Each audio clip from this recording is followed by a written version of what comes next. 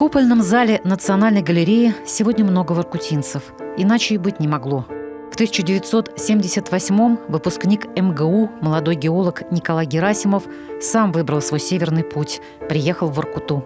«Моя звезда была полярной», напишет он потом в своих стихах. Романтик, альпинист, геолог, министр, заместитель председателя правительства республики.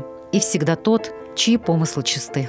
Знаковые личности бывают такие, без которых, неинтересно просто, понимаете.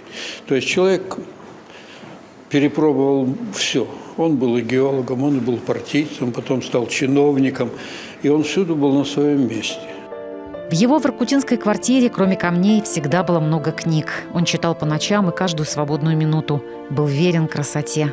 Издавал книги и альбомы, помогал в организации выставок и пленэров, приобретал произведения искусства. Сохранение уникального культурного наследия он осознавал делом своей жизни.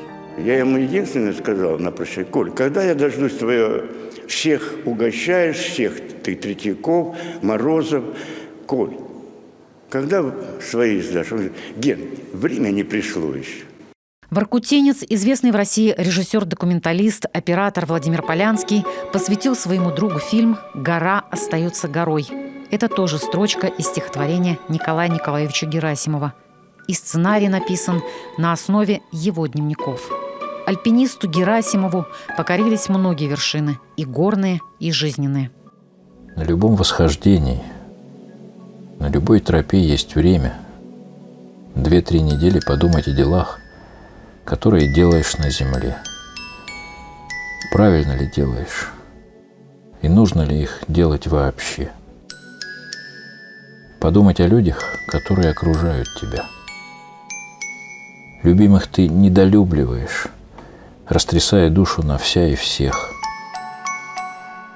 Каждый раз возвращаясь, ты думаешь начать жизнь по-новому, быть чутче, добрей. Но жизнь, как всегда, располагает по-своему.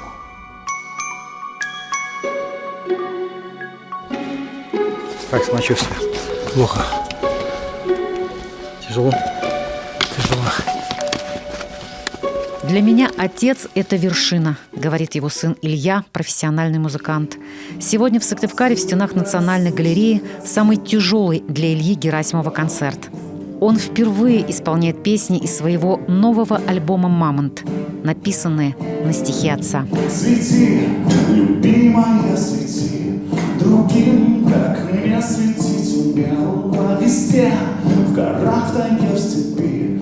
Твоя звезда мне душу грела, свети. Мне во всем этом помогает отец. Умение смотреть на нашу страну чуть больше, чем на кончик своего носа. И думать о ней чуть больше, как о своем животе. Видеть что-то, стараться видеть суть, прожив рядом с такой вершиной, уже невозможно как-то по-другому жить и думать. Наверное, так. С Ильей Герасимовым наш телеканал записал программу «Детали. Живой звук». Эфир 6 октября в 20:00 на Юргане и 8 октября в 17:00 на ОТР.